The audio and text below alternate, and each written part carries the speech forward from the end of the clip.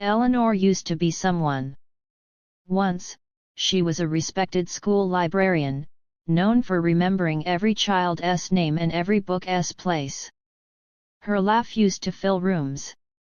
Her home smelled of apple pie and fresh coffee. She had a husband named Robert Grace and a son named Daniel. Robert died first. A heart attack on a cold October morning. Eleanor found him collapsed beside the mailbox, his letters scattered like fallen leaves. From that day, something inside her cracked, but she survived. Daniel was her anchor. He grew up kind, hard-working, and stubbornly honest. When Eleanor grew older, Daniel promised her she would never be alone. He took a job at Hawthorne Construction, owned by a powerful local businessman named Victor Hale. Victor Hale was everything Hawthorne admired: rich, charming, untouchable, and dangerous. Daniel died on a rainy night. The official report said it was an accident. A fall from a construction site. No witnesses. No investigation that mattered. Victor Hale's company settled quickly. A small compensation. A quiet funeral. Eleanor stood beside her son's grave, holding a black umbrella, watching the dirt swallow the last piece of her heart. She knew. A mother always knows. Daniel had called her the night before he died. His voice was tense. "Mom, if something happens to me, don't believe them." Those were his last words. But Eleanor was old. Poor. Alone. Victor Hale was rich. Protected. Powerful. The town chose silence. Grief aged Eleanor faster than time ever could. Her back bent. Her hands shook. She stopped correcting people when they spoke over her. She let them assume she was confused, harmless, forgetful. She let them think she was weak. Because weakness is a perfect disguise. At night, Eleanor didn't sleep. She read court records, old newspapers, property documents, company filings. She visited the library where she once worked, now just another elderly woman killing time. No one questioned her. She listened. She observed. She learned that Daniel had discovered something illegal: unsafe materials, falsified safety reports. Victor Hale had silenced him. And Eleanor learned something else. Victor Hale was not untouchable. He was careless. Revenge is not loud. It is patient. Eleanor began with small things. An anonymous letter to a regulatory agency. A forgotten document mailed to a journalist.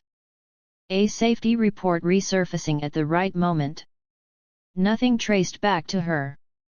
Victor Hale started losing sleep. Inspections increased. Lawsuits followed. His company stock dipped. The town whispered, but still, no one spoke Eleanor's name. They didn't see the old woman feeding birds on her porch as a threat. They never do. Victor fought back.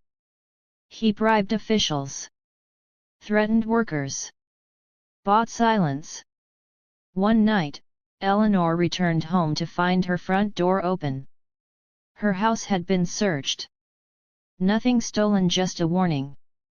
Fear crept in, cold and sharp. But then Eleanor walked into Daniel's room, untouched since his death. She sat on his bed, holding his childhood baseball glove. And she remembered something important. She had already lost everything. Fear had no power over her anymore. Eleanor decided it was time for Victor Hale to see her. She attended a town fundraiser where Victor was the guest of honor. Wearing her old black coat, leaning on a cane, Eleanor approached him slowly. Victor smiled politely, distracted. "Do I know you?" Eleanor met his eyes. "You knew my son.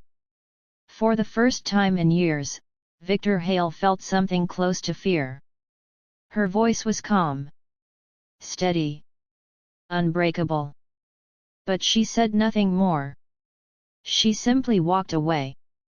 The silence haunted him more than any threat ever could.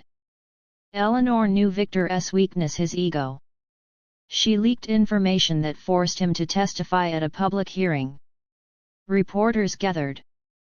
Old employees came forward. One brave man told the truth about Daniel. The crowd shifted. Victor's face drained of color. And then Eleanor did something unexpected. She testified too. Standing tall despite her age, she told the story of her son not as a victim, but as a man who refused to stay silent. Her voice shook, but she never cried. America watched. Victor Hale was arrested 3 weeks later. Fraud, negligence, corporate manslaughter. Hawthorne Ridge changed overnight. People suddenly remembered Eleanor Grace's name. Some apologized. Some avoided her eyes. Eleanor didn't care. She visited Daniel's grave again, this time without an umbrella.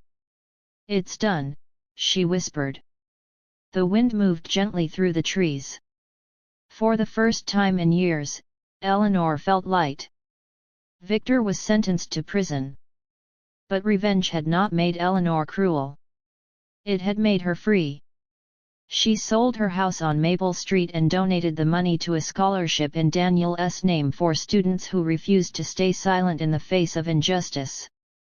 On her last day in Hawthorne Ridge, a young girl approached her. "Are you scared living alone?" Eleanor smiled. "No, sweetheart. The world should be scared of quiet women with nothing left to lose." Epilogue: The Power of Silence. Years later, people still spoke of Eleanor Grace. Not as an old woman, but as a reminder that even the quietest voice can shake the powerful. That justice does not forget. And that sometimes, revenge doesn't come with anger.